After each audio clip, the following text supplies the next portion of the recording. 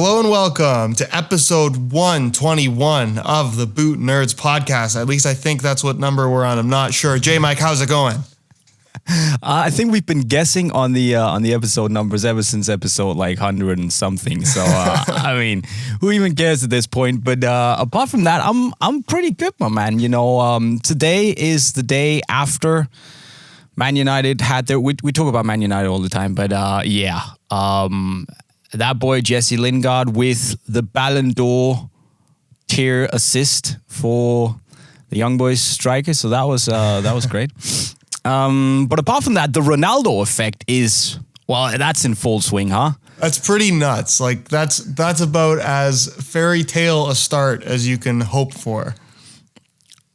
I mean, you know, I know. We talked about how I took some flack for saying that the guy maybe wasn't at quite the same level as peak Ronaldo, but you know, he's delivered the goods. And you can say that, okay, the keepers haven't exactly looked world class in the situations where he scored, but he gets the goals, and that's what matters, right? Mm-hmm.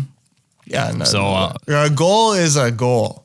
A goal is a goal. I hate that argument. Oh, it's a crappy goal, or is scoring penalties. Yeah. Like scoring a goal at that level is not an easy thing to do.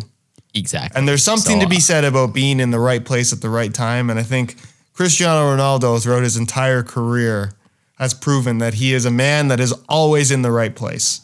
Oh yes, but it can't just be a coincidence anymore. It's a skill at this point. Yeah, you just gotta tip your hat for that man. He is a machine, and you know that's a once in a lifetime player we're getting right there. So or once in an eternity type of whatever you say. Anyways, Josh, that's enough about the weekly Man United Cristiano Ronaldo loving update. How's life in Canada? Life is good. We had the craziest lightning storm of all time the other night. Everything's just crazier in Canada, isn't it? Jay, I have never seen lightning in such rapid succession, over the entire sky for hours. It was crazy. So wait, are you the type of guy who likes lightning or lighting? I'm not afraid of it. Okay. But it was very interesting to watch. Just I've never seen so much lightning in my life. Oh right, that is I love watching it. It's like I don't like to be out in the open when it happens because you know it can seriously screw you up, right? But inside, I love watching it. It's like it would be pretty cool though to say you got struck by lightning.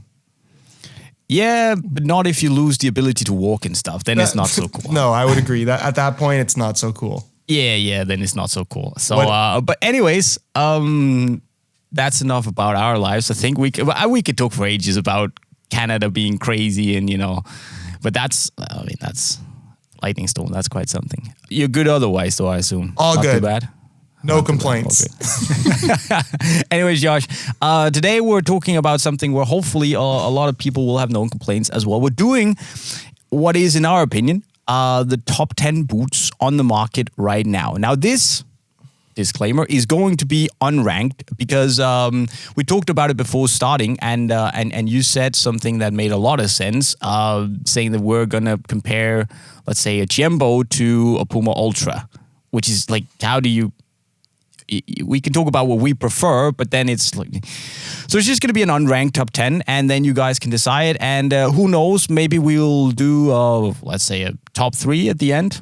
Just because we have to do some sort of ranking. The people demanded. So the criteria here is basically just obviously what we like the most, but also what we think from... as objective of a point of view as we can take what are the best boots out there. So, Josh, without further ado, do you want to kick it off with the first boot? Yeah, let's start with, I guess, probably the most obvious boot that's been on every top 10 list for probably as long as anyone can remember, and that is the Nike Mercurial Vapor 14. I think the top-end Mercurial is always a top option, and I don't think that the latest generation is any different. If you're a fan of the Mercurial series, I mean, there's still nothing that fits and feels quite like a Mercurial. It's one of the most distinctive lines of football boots in terms of what it offers. And while you might not love the direction that they've gone into with this latest generation, straying away from the Flyknit uppers, I still think it's very distinctly Mercurial, which is important. Well, and the thing is with this, I mean, we say, they went away from the Flyknit. Oh, that's a bad thing. But I mean, the majority of the Mercurial DNA is being a synthetic boot. I know that Flyknit is also technically a synthetic material, but you know what I mean, like classic traditional synthetics. And in that respect, for me, you know, the Vapor 14 is a nice return to that. Now, gun to my head, I would probably still prefer the 13 over the 14. I made a post on it on Instagram the other day, and I mean, I have a bit of a hard time making up my mind because the 14 is just a generally a good boot.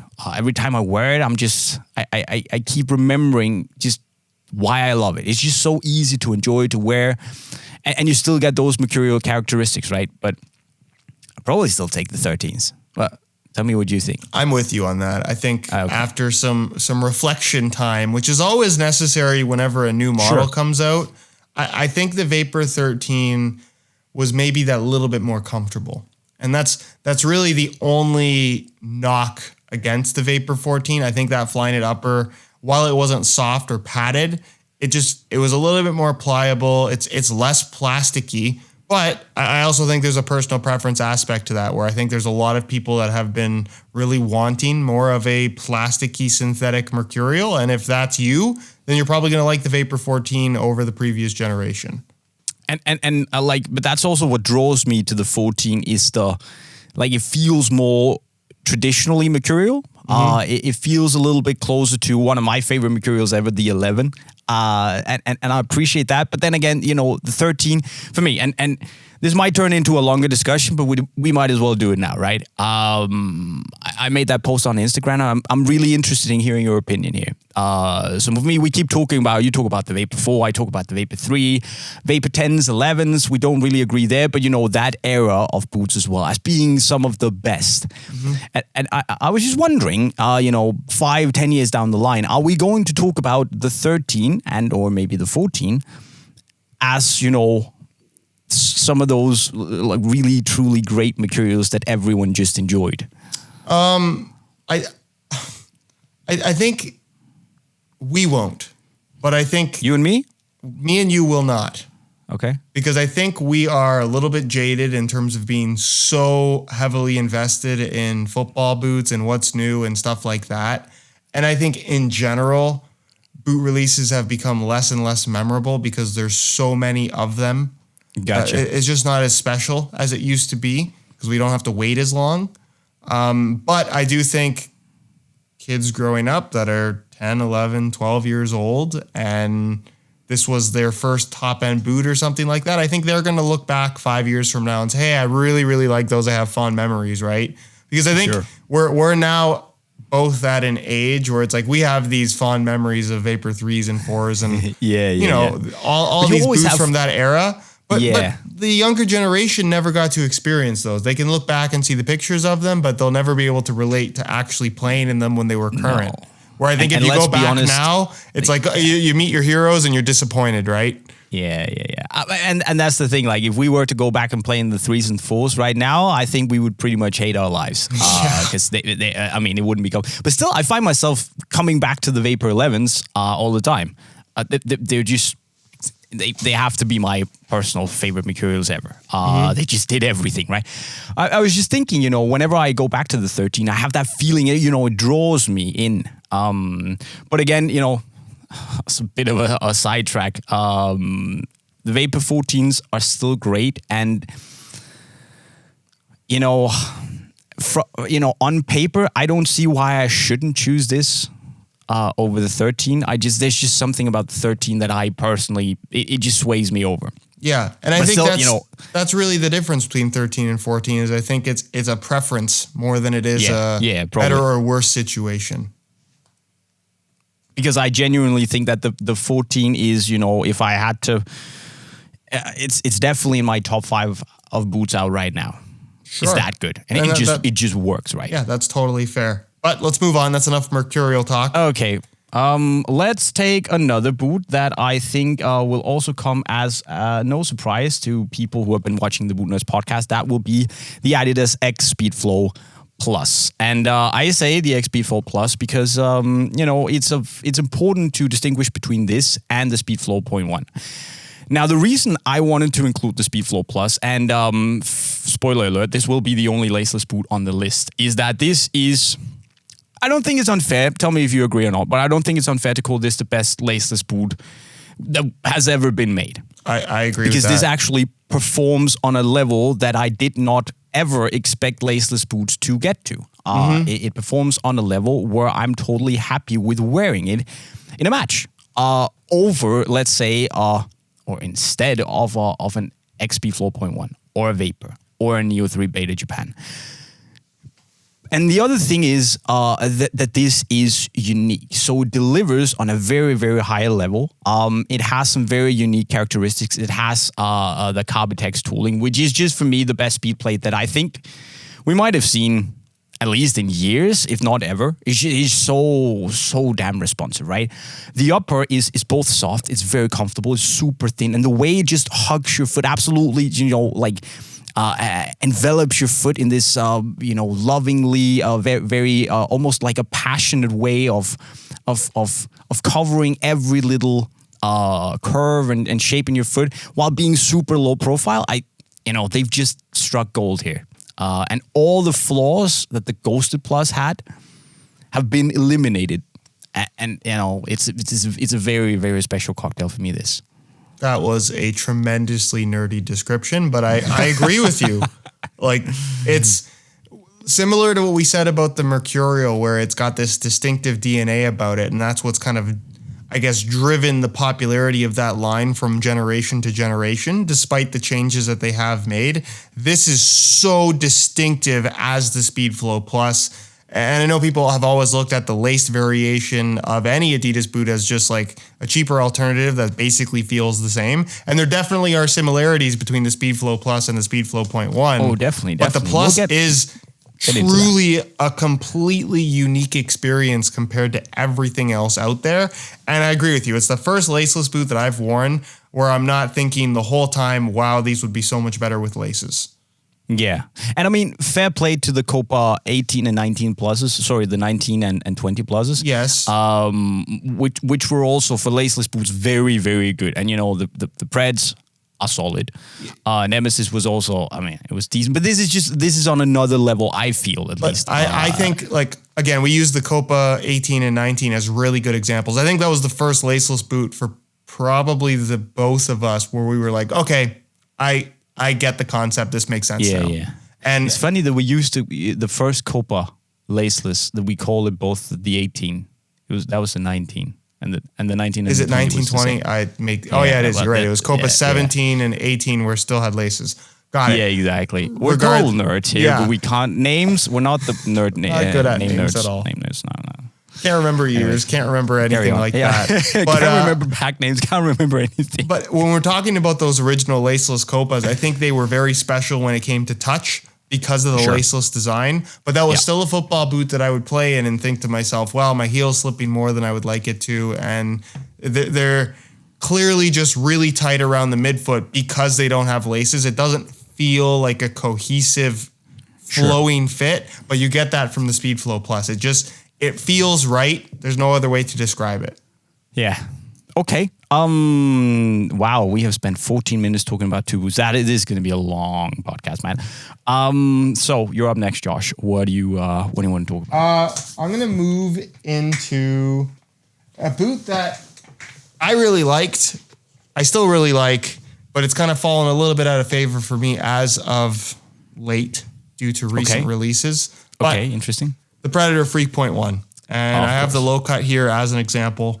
The mid cut one is pretty well just as good.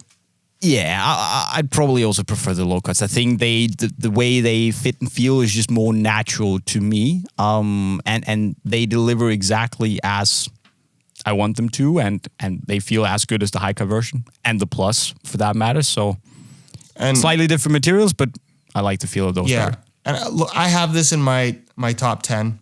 And I think I ranked this on my tier list as an S tier football boot. And I think there is one element that really brings up this boot as a whole, and that is the Demon Skin 2.0 spikes. And again, similar to what we've talked about up until this point, it is distinctively different from everything else out there. And the reason why 0.1 over plus is I think the lacing system really does benefit the fit, lockdown, and general performance characteristics of the boots over the laceless model. However, this is what I'll say about the Predator Freak 0.1 and even the Freak Plus. If you take away the Demon Skin spikes, this is a pretty average football boot. Yeah. I still think it needs improvement in regards to fit. And I don't think it's as comfortable as it perhaps should be. But that's because of the midfoot, right? The midfoot is super tight. Yeah, it's got an unusual shape to it. Not to say that they don't fit well, but it's one of those boots that you just kind of have to get used to the way they feel on your feet. Yeah. It feels like they've carried over, obviously they've used the same last, which they've used for the Freak Plus. Meaning that, you want a slightly tighter fit. You want the hold in a laceless boot to come from somewhere, right? And you don't necessarily need that tight of a fit, in my opinion, on the P1, on the laced up version. So maybe give us a slightly wider midfoot there, just for comfort. I agree with everything you said. Look, no hate to the boot because it fits well. It's generally, I would say, pretty comfortable. Fits most foot shapes. But that, USP is the Demon Skin rubber. With that said, I also believe that it's one of those things, it's one of the only gimmicks that truly works today. So it needs for me to be on a top 10 list. And even though I'm more of a speed boot kind of guy and a leather boot kind of guy, but I still like wearing the Preds occasionally because they're just so unique. Yeah. The and extra on top grip. of that, but they're also just genuinely nice to play with. Yeah. No, they're solid boots. And the extra grip on the ball, especially when it comes to shooting, at least for me, there's nothing else like it. If I have to pick a pair of boots to just go hit free kicks in, this is it. Right. Solid. It's fun to shoot with. Another boot that I felt I had to bring is the Puma Future Z, which has grown on me in a funny way, right? So when it released, I really felt that it was a bit of a meh release because it didn't really, what did it do? Other than being a slightly slimmer version of the 6.1. Well, upon reflection, which is always a good thing to look back on, right? I've come to like this boot more and more. Not necessarily because of the texturing or the fusion fit band, but simply just because it's mega comfortable. And yet it's still pretty nimble and, it has a nice dampened touch to the ball without being clumsy. And there's just something to it. It's streamlined yet comfortable. And it has that elegant mix of, I think what the Future started out to be this very, how should we say, embracing boot that does a little bit of everything. And I think the set is doing a good job. It doesn't really, yes, the Fusion Fit band is a nice feature. Does it really affect the fit of the boot that much? Sure, it's nice to have that compressed sensation in the midfoot, but take that away, does it really hurt the boot that much? I don't know. But I would say probably not as much as Puma would like to make out. It's just, I think the fit is what wins me over with this boot. Just performs. Yeah, I'm with you. I think fit and comfort is a highlight of the Future Z. Yeah. Obviously, I just have one complaint, What's that's the sizing. Yeah, the sizing. The sizing's weird. It's slim and it's long. Yeah, it is about a quarter size long compared to a lot of other football boots. I'm not exactly sure why, but again, I think with this model, I think pricing super competitive. I think it's going to work with most foot types, which is always a nice thing. And I had something else that was kind of clever to say. Oh, it's benefited from the change that we've seen recently in the industry where brands have transitioned away from knits and into synthetics. So now if you want that padded knit material, kind of that sock-like sensation, it's one of very few options out there right now. And I think what it offers is quite solid in that category. Yeah. And again, it's hard to really put your finger on what is this, like which category does it fall into, and that's what I kind of like about the Future, that it doesn't give a shit, that is not like a control boot or a comfort boot or a speed boot. It just is, and it's just made to be comfortable, have a little bit of grip, nice, nimble, pretty responsive. It's just nice to wear. Yeah. It definitely deserves a spot. Yeah, very well-rounded product. Definitely, and probably my second favorite Future after the 18.1, the first one. Okay.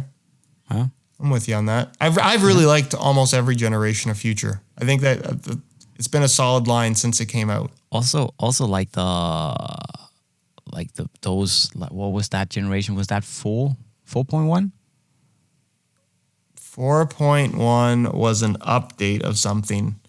2.1. Then it was the 19.1, that lava red with the blue from the Game Up pack. Okay, yeah. Whatever that pack was called. We don't remember the pack names. I don't remember. That was rock solid. That, the 19.1 and the 4.1, ooh, they were brutal, man. Yeah, okay, you're right. I completely forgot about those. I did not care for that generation of Future. Yeah, but every other one, pretty solid. Solid, yeah. Okay, next boot on the list. Unsurprising to everyone who watches the Boot Nerds podcast. Made in Japan, Mizuno Morelia Neo 3 Beta. This is a football boot that does pretty much everything to the highest level possible. Build quality of materials, comfort. I personally think it looks incredible. I know there's a lot of people that happen to think Mizuno boots are incredibly ugly, but especially in this silver colorway, it's a gorgeous football boot. And I think for boot nerds in particular, somebody that really appreciates the details, this is a football boot that feels like it was made with love. There's no other way to put it. It's just everything is so thorough in terms of how it was thought out, except the laces. The laces are a little shoddy. Yeah, the laces are probably the one thing that Mizuno could improve drastically, and they've never bothered me really because the rest of the product is just so good. But actually put on solid laces from the Mercs, this would be just that much better. But it would be unfair, right? Look, to me, I know I wax lyrical about the Neos every single time we do an episode, and I'll spare you for the full grand JayMike Mizuno appreciation tour here. But for me, this is just about everything I want in a football boot, and it even gives me what I didn't know I appreciated, which is the comfort. And I know it sounds daft, right? But ever since I really started getting into boots, I've always thought it was about lightweight, a tight fit, and a really sharp connection on the ball. And then once I started working for Unisport, responsiveness and lockdown. That was like a thing. And, then I would live with whatever comfort level the boot gave me. And I do know this works really well with my foot shape. I do have a narrow slim foot, and this is perfect for the Neo. But it just feels like one of those boots that have been tailor-made for my foot. And I know a lot of people get that experience because you get relatively soft, should we say, adaptive midfoot, and then you have this leather on the forefoot with that foam package in it. That's just, for me, absolutely sensationally good in terms of adjusting to your foot shape. Still a pretty low-profile boot. It gives you what a speed boot should. It gives you what a comfortable boot should. And it's just built well, man. It's just, as you said, it's you can feel it's made with love, and I love it, and it deserves every bit of praise that comes on it. And I know this is not sponsored by Mizuno. And let me put it this way, right? Ever since we really started, talking about Mizuno, we've had people asking the question, but are they really that good? And we tell people to go out and try them. And yes, there are people who don't love them, and fair enough. But the majority of people, teammates, friends, you guys, people on Instagram who try Mizuno boots always come back and say, you know what? They are actually as good as the hype suggests. And that to me is something truly incredible. That is not just you and me hyping something up for the sake of it. There's actually something to it, believe it or not. Well, we're going to end on this boot, but I think based on your description where you talked about the things that you valued in a football boot and how those things changed as you got to try more and more products. I think what's cool about this boot in particular, and I think a lot of made in Japan Mizuno products, is that it feels like there are no compromises. You're getting lightweight, you're getting that tech, you're getting good quality materials, you're getting durability, you're getting everything in one product. Except for blades. Give us blades, Mizuno. Except blades. We want the blades. Speaking of blades, Josh, I know you're going to be a very happy camper when we talk about this. The Puma Ultra 1.3. And a little bit of a change from the 1.1s and 1.2s, which were excellent boots, but also, you know, a little bit of a funny one because they were speed boots that were also slippers at the same time. And this Puma have trimmed these down. They have become more speed boot-esque, a little bit more, I would say, dare I say, you know, early Mercurial Vapor-esque without all the drawbacks. It's super lightweight, it's super thin, it's super pliable, sits really close to the foot, adjusts to most foot shapes, has a very decent snappy tooling with blades that work. And it's one of those boots that is just a truly enjoyable experience if you like that light-footedness, that really close, almost barefoot-like sensation on the ball. And they just, you know, the fit is seamless. Mm-hmm. So an overall great experience, and they're 200 euros. Yeah, $50 less than your main competitors in the speed category from Nike and Adi. I think what's cool about the Ultra is the wow factor that it has the first time you put them on, and really every time you put them on. For those that remember back to 2010, when the original F50 Adi Zero came out, everyone that got a pair of those immediately recognized that this was different from anything else they had ever tried. This was a level of lightness and feel that had never been achieved in football boots before. And I think this is to that level, but then even a little bit further because of the quality of the fit, the quality of the materials. The comfort is remarkable considering it's a sub 6 ounce football boot. Yeah. And then for the price, it is such a technically impressive product. And I was already impressed with what they had done with the Ultra. I think they fixed everything they needed to fix, and they just made something that I would argue in the speed category is unless you want a laceless product, because I think the Speedflow Plus is pretty special, this is the one to have. And it's the most affordable. Oh, so you would rate this over the X Speedflow 0.1s? I would. Wow. I would. Okay, fair. Look, I love this boot. It's absolutely amazing. The only problem for the Ultra is that there's also, in my book at least, there's also a Speedflow out. And what you say is, yes, the Adi Zero was impressive because it weighed that little, right? And in a world where people have gotten used to boots weighing 200, 190 grams, this you know, pushes the bar once again for what you can do and actually have an incredibly comfortable football boot. It absolutely has to be in the top 10. Absolutely has to. Which brings us to left. I guess the boot we have to talk about that you just mentioned, and that's the Speedflow 0.1. Yes.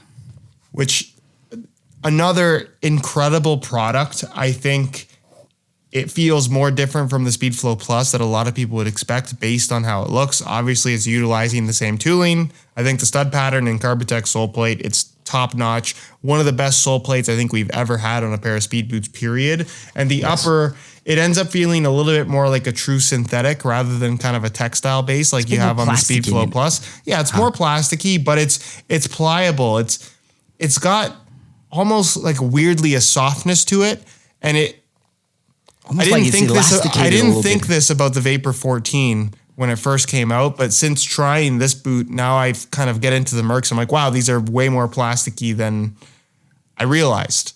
Yeah. But it has this fun sort of elasticity to it, or what you would say. It's a little bit like stretchy almost, the upper where it kind of goes back to its original shape. And it's just a very comfortable feeling when you move your toes and stuff. You feel that there's room for it, but it doesn't compromise the overall shape of the boot. Very impressive upper. Yes, it does feel more plasticky than the Speedflow Plus.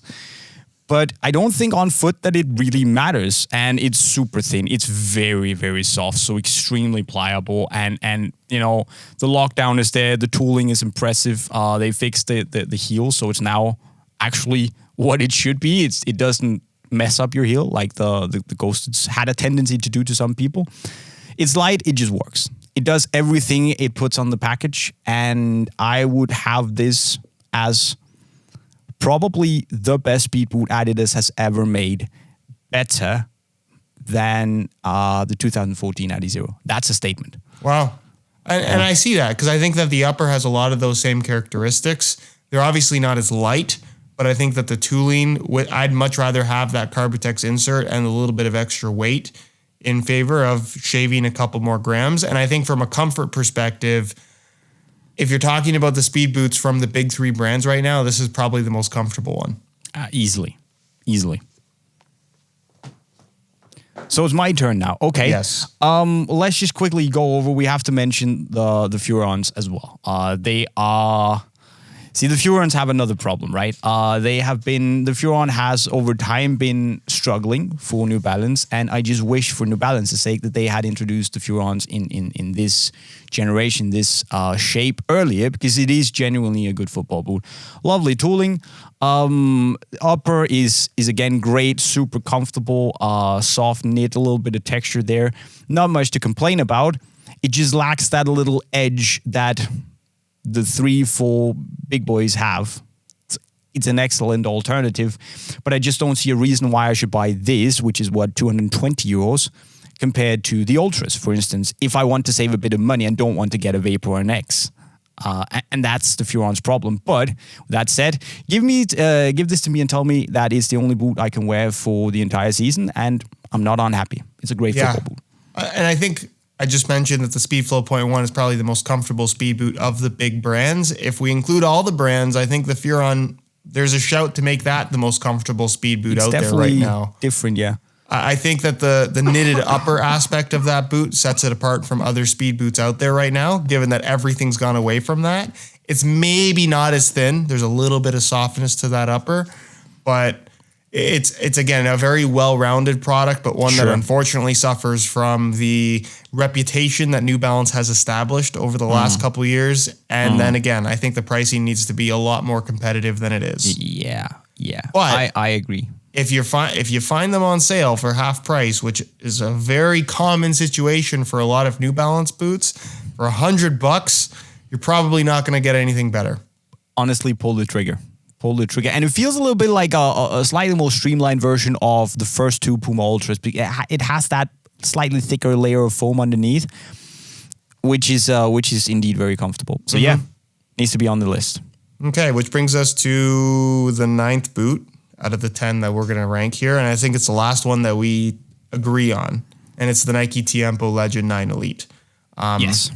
This is really high marks from me specifically because it's everything that I wanted the Tiempo to be over the last couple generations, where I think that it just got to a point where it was too cluttered. There was too much technology. There was too much besides the leather happening. And I think with the Legend 9, they reached a level of refinement without losing the modern aspect of a Tiempo model, where it's the right balance. I think the boot fits well. It's comfortable. The leather is the star of the show once again, and I think the small tweaks they've made to the tooling make the boot feel that little bit less bulky, if that makes any sense. I don't know. To me, a really technically impressive product in that it shows some restraint from Nike, which we don't always see. And you say it's technically impressive, and I hear what you're saying, but I'm not necessarily sure I agree. And that is why I think this works. Because there's no technical bullshit, pardon my French here, but it's just a good, solid product. Look, there's a leather forefoot. It's treated lovely, the leather, by the way. The leather is treated in a lovely way. It's super soft, very comfortable. You know, the foam pads, it's not rocket science. But it's there, it works. Mesh tongue, again, we've seen it before. It works.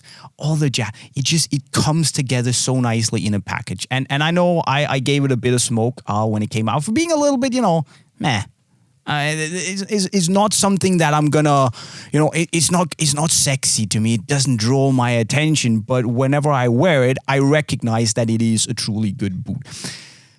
However, the Legend has a problem, and that problem is called the Mizuno Rebula, because this is a boot that really wants to live on its leather quality. And then you have the Rebula, which also lives on its leather quality and is just ever so slightly better at doing said leather quality, in my book at least. It's also more expensive, yes. What I'm trying to say is that for me, the Legend 9 is that very special combination of something simple, something it is, modern, innovative tech, but it just takes everything that works, it does it well, and it doesn't cost an arm and a leg like the Rebula. Mm-hmm.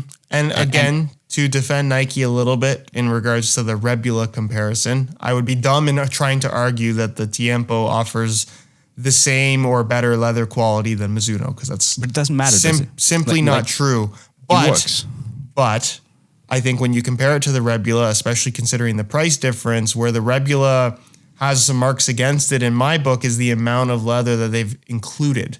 And I think that's something Nike's done really well with the latest Tiempo, and a step that a lot of brands have, I think they've stepped backwards in terms of making leather football boots that don't have enough leather. And I think that's something Nike really got right, not just with this latest Tiempo, but with the last couple generations. I agree. With that said, Josh, my last pick is the Mizuno Rebula Cup. Hey. And I have chosen that because it is probably, to me, the best modern leather boot out there at the moment. I simply feel that it takes the leather execution to a new level. It has taken leather execution to a new level compared to what we see in the new Puma King Platinum 21. God forbid, it's not a good look, Puma. The Legend 9s, the Copa Sense. I think this is just on such a new level. And yes, there's not as much leather as you see on the Legend, but the synthetic leather on the midfoot is very soft. It feels very nice. And, a lot of people probably won't be able to tell that it's not, in fact, leather. So I think it does a very good job. Yes, it doesn't maybe look as sexy, but the comfort level in this is absolutely unrivaled. Got a little bit of, foam there, which to me, it does better than the Legend 9. So same concept as well. A little bit sticky on the ball because of the coating, and it's light. It's lighter than the Legends. So everything the Legend 9 wants to do, the Rebula Cup just does. And in my book, at least, you can tell me if you agree or not, but it just does it a little bit better. The tooling might be the best, generally, the best general tooling out there for me, because it's so comfortable. And I think you've said the same a couple of times. Mm-hmm. I think that's probably the best sole plate on the market in terms of feel. And the only problem here is the price. But if you can get this, if you have the money and you just want the Rolls Royce, if you can find it on a deal, try it out. I got a couple of my teammates to try it out that were sworn Legend users, and their minds were blown. Yeah, look, I agree with you on pretty much everything you said there about the Rebula Cup, but I think it's another football boot that has benefited from the other options that are out there. Because I think if you look at just the previous generation of Rebula and the Rebula 3, tell me if you agree or not, but I would rather have the Rebula 3 over the Rebula Cup. I think that was a football boot that did the concept a little bit better. I like having more leather. I just think it fit a little bit better for my foot. I was more impressed by that boot. Yeah. And I thought the same for a long, long time. But I just went back it's 2 weeks ago now, into the Rebula 3. And then I went back to the Rebula Cups, same training session. And I was actually surprised at how much softer, as in how much more pliable the leather on the Rebula Cup is compared to the 3s. I still love the 3s. They're fantastic football boots. But to me and for my foot shape, I actually think that now, I know what I've said earlier, but I actually think I would go Rebula Cup over 3, given the option. That's fair enough, Jay. And I have a 10th pick as well that is different from Jay's, because As much as I like the Rebula Cup, I don't think it's my pick, and I would rather have the Morelia II, the classic, no nonsense, kind of like a Japanese Copa Mundial, Super duper red. super High-vis duper red. I probably wouldn't pick it in this colorway. I'll be completely honest with you guys. Classic, undisputed 82 super duper high-vis red. Anyway, go on. Sorry. It was just funny. You were hyping up how classic and heritage like it was. And it's the reddest boot in the world. It's like neon orange red, blinds you without sunglasses. But I don't know. For me, again, very expensive, like every made in Japan Mizuno product is. But right. It's a full leather football boot, the finest leather quality you're going to find on just about anything out there. The fit is incredible. The comfort is incredible. Is there an argument to be made that the stud pattern is nowhere near as aggressive as other options out there? Of course. Sure. But it's a small trade-off and ultimately a preference thing for a football boot that just feels like they were made for your feet. It's also way lighter than you would expect them to be. I don't remember the numbers offhand, but I believe it's pretty similar in weight to something like a Legend 9. Yeah. It is again a football boot with a level of refinement that we very rarely see in the industry.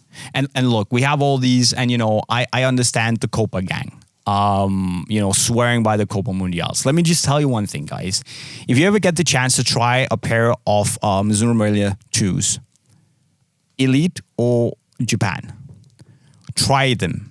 And I am, you can come and tell me if you feel I'm wrong, but I think 9 out of 10 people will make the switch to the Morelia IIs because they do everything the Copa does, and it just does it better.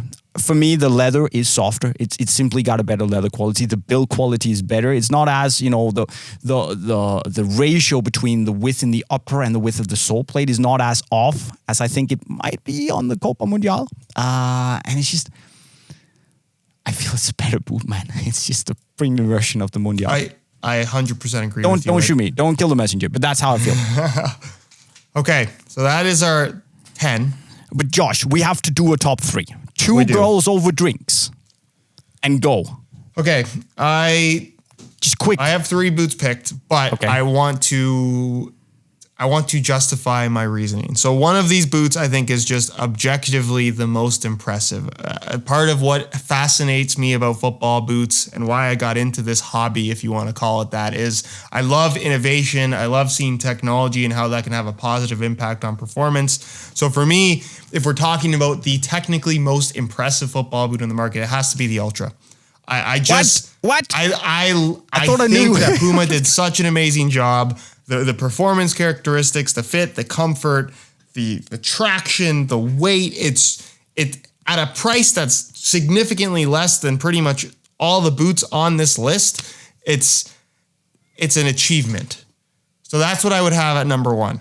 It's not the boot that I would necessarily choose to wear, but that's what I would have at number 1. At number 2, I have to have the Speedflow Plus on there.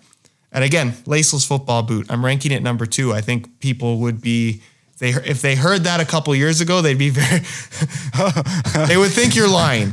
Who are you and what have you done to Josh? I know, but I think the Speedflow Plus, similar to the Ultra, huge technical achievement and just so unique in terms of what it has on offer. Yes. It's if you were to present me the concept of a laceless football boot as the best thing ever, I would expect it to feel like the Speedflow Plus. Yeah. There's no other way to describe that. And then at number 3, I'm just going to pick what is probably my personal favorite of like mainline football boots right now.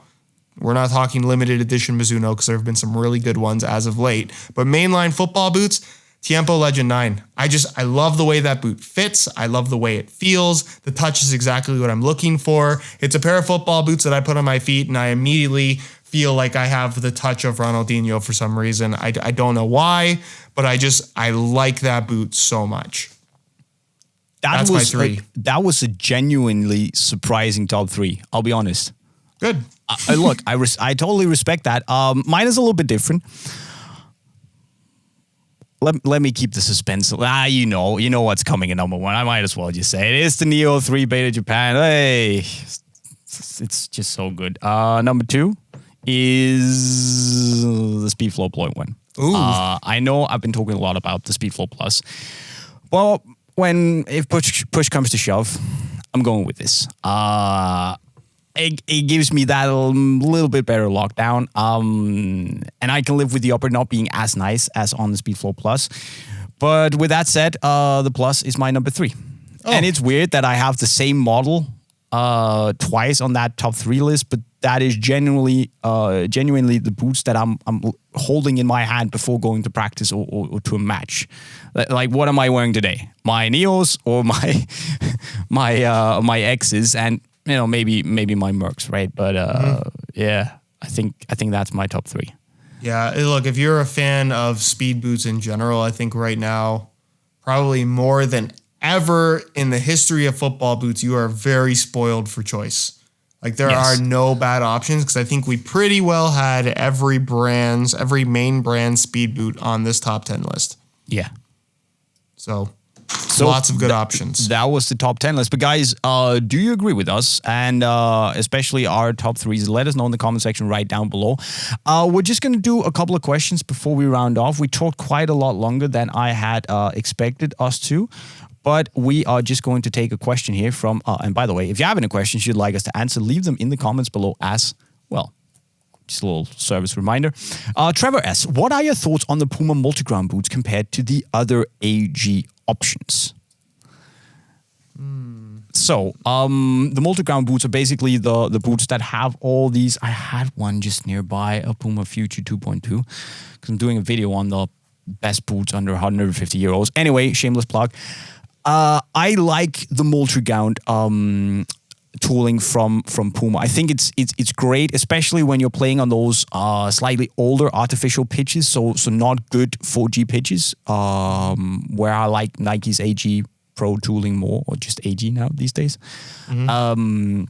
So I think it's really good if you play on like a rougher ground where it's not as grass-like, where it's a little bit shorter, and you just need more studs to kind of like, Jesus, I suck at English today. I say this every episode.